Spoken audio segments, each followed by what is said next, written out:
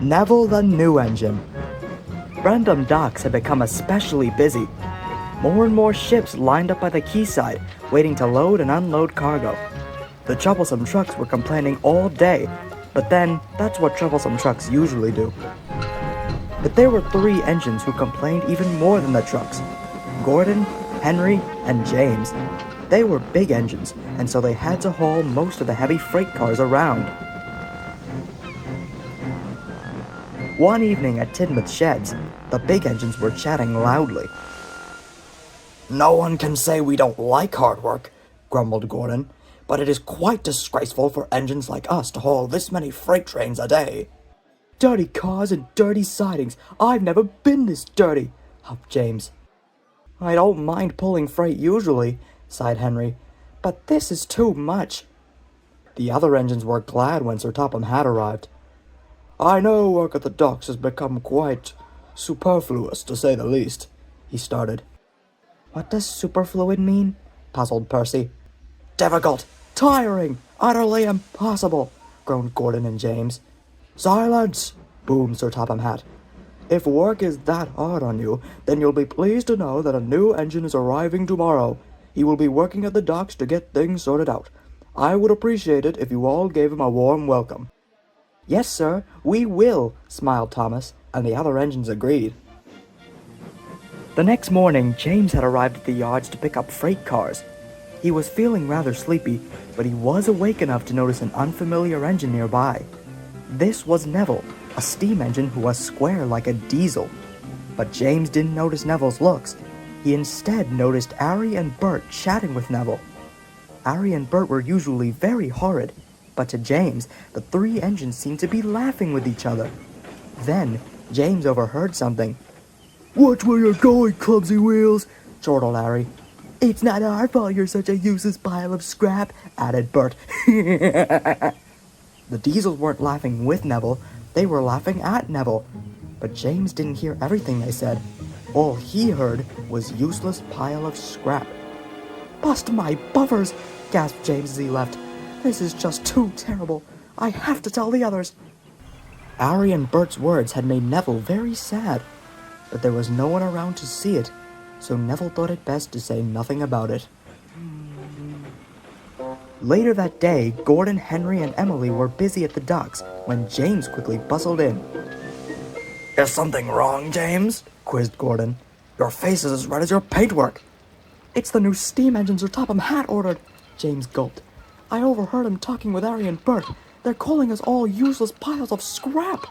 Gordon and Emily gasped. They didn't know steam engines could say such horrible things about other steam engines.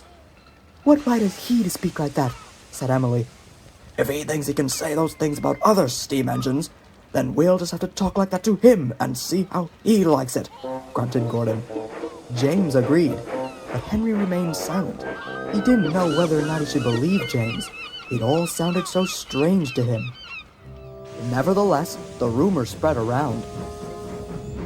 Soon, most of Sir Topham Hatt's steam engines had heard about Neville, and most didn't hesitate to give Neville a piece of their minds as he went about his day. "What a disgrace!" "Piles of scrap, are we? Keep away from us, you ugly duckling!" Neville had never felt so alone. That night, the engines were still talking about how rude Neville was, when suddenly, Henry hurried in. "You've got it all wrong," he said. "Neville hasn't done anything." "Neville? You mean the new engine?" huffed Thomas crossly. "Yes. As I was shunting, I overheard Ari and Bert talking to Neville. They were laughing at him, calling him a clumsy shunter, and making him make mistakes. I think they were the ones who called him a pile of scrap in the first place." The engines gulped. They were all speechless, except for James. "Oh dear," groaned James. "It's my fault the rumors about Neville even started. I'll try to clear things up with him first thing tomorrow morning." The other engines were cross with James, but they knew he was sorry and chose to say nothing about it. They could only hope things would be better tomorrow. The next morning, James arrived at the docks. He was going to apologize to Neville when he suddenly saw Neville darting out of a sidetrack. "Neville," called James, Where are you going? But Neville didn't answer. He just kept racing away. At that speed, he's sure to have an accident. Wait! James called as he chased after him. Neville felt unwanted, and he didn't want to speak to anyone. All he wanted was to be far away from the other engines. He went faster and faster, hoping to lose James. Up ahead, repairmen were working on a bridge, but none of them were expecting any trains to pass from Neville's direction. Neville rounded a bend and saw the men up ahead. "Oh no!" shrieked Neville. He slid into a siding and splashed into a muddy pool. When James arrived, he could hardly believe his eyes. "Are you all right, Neville?" James called. Neville was confused. Here, for once, was an engine who seemed to care about him. I suppose," said Neville meekly. "I'll get help as soon as I can," James puffed. "I'm sorry about everything. You didn't do anything wrong." Before Neville could reply, James left as quickly as he could. Soon, James came back with a breakdown crane, and the crane lifted Neville onto the breakdown flatbed. "Why did you say you were sorry?" asked Neville. "Because I was the one who started the rumors about you," sighed James. "I heard Ari and Bert laughing near you yesterday, and I thought you were laughing about us with them." Neville gave a soft smile. "You could have fooled me. After what you did for me today, that doesn't sound like you at all."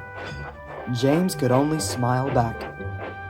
When Sir Topham Hatt heard what Ari and Bert had said to Neville, he made them stay in their shed for a week. He had stern words for James, too, but he understood James was sorry and left it at that. When Neville was finally repaired, the other engines were waiting for him at the sheds. "We're sorry we were so rude," said Gordon. "Please forgive us," added Thomas. Neville happily did so. "Thanks, everyone! You were all the best friends an engine could ever have."